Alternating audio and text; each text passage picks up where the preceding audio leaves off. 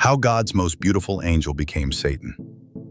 Before the first man drew breath, before the stars sparkled in the heavens, there was war, not of flesh and blood, but of pride, power, and betrayal.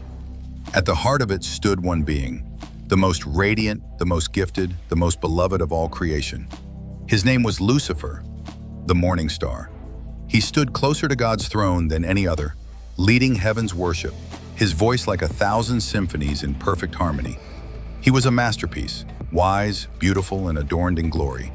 Stones of fire reflected from his wings, his garments woven with gold and gems. Angels bowed at his passing. Even archangels stood in reverence. But something stirred within him, a whisper, a question. Why must I serve when I shine brighter than all? That single thought, small as an ember, sparked an inferno. Pride was born, and with it the desire not to serve the throne, but to sit upon it. Lucifer longed to rise above God himself, and so began the greatest rebellion in eternity. A third of heaven's angels followed him, seduced by his promise of a new order. But rebellion cannot stand before righteousness. Heaven responded. Michael the archangel rose in defiance, leading God's faithful angels into battle. The skies erupted, lightning clashed, wings of fire shook the heavens. Lucifer fought with all the brilliance he possessed, but he was not the creator. He was not sovereign. He was not God. He fell. Cast down, his voice, once the lead in heaven's worship, became a cry of rage. Revelation 12 tells us, there was war in heaven. Michael and his angels fought against the dragon, and the dragon was cast out, that old serpent called the devil and Satan, who deceives the whole world. The heavens rejoiced, but the war was far from over. Lucifer, now Satan, was not destroyed, only banished. And what began in heaven would now continue on earth. The Garden of Deception. When God formed the earth, it was perfect. And at its heart, he created mankind, his image bearers. Adam and Eve walked with God in purity. No shame, no fear, just communion. But Satan watched. He had lost heaven, but he saw his chance in the garden. If he could not overthrow God, he would corrupt what God loved most.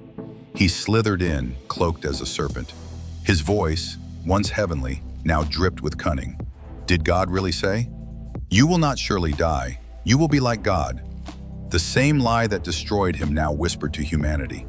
Eve ate, Adam followed, and in that moment, innocence shattered. Sin entered, shame was born, and Satan smiled. But even in judgment, God gave a promise.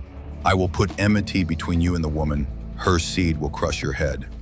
A prophecy, a future victory. Satan's war on humanity. From that moment, Satan made it his mission to destroy mankind. He stirred hatred in Cain to murder Abel. He corrupted generations until the flood. Israel, God's chosen people, became his prime target. He used pharaohs, kings, and foreign gods to lure them from the covenant. He tried to wipe out the very bloodline from which the promised Savior would come. But through it all, God remained sovereign. The eternal war. Lucifer's fall was not just the end of his glory. It was the beginning of a spiritual war that still rages today. From Genesis to Revelation, Satan's hatred of humanity is relentless. He seeks to deceive, divide, and destroy. But God's plan of redemption stands unshaken.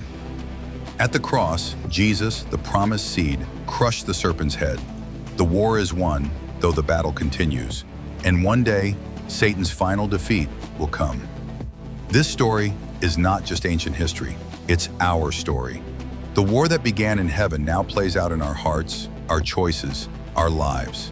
But the gospel is our weapon, and Christ is our victory. So if this story stirred something in your soul, don't stop here. Subscribe to our channel for more powerful biblical stories, eternal truths, and spiritual insights that deepen your walk with God.